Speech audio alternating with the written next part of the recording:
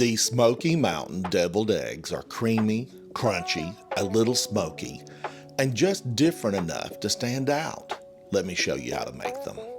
Start with 8 large eggs. Place them in a pot, cover with water, bring it to a boil, then turn off the heat, cover, and let them sit for 10 to 12 minutes.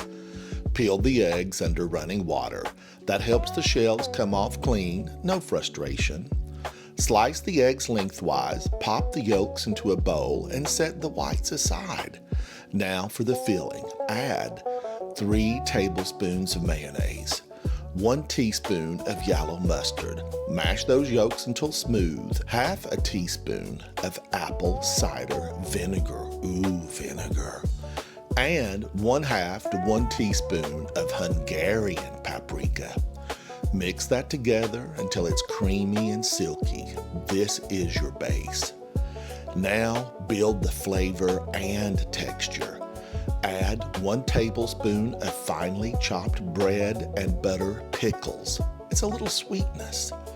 1 tablespoon of spicy baby dill pickles for some bite. And 2 tablespoons of diced celery for freshness. Spoon that filling right back into your egg whites. Don't be shy. Mound it up a little. These are Smoky Mountain deviled eggs after all. Now for the twist. Take 1/2 cup of pork rinds.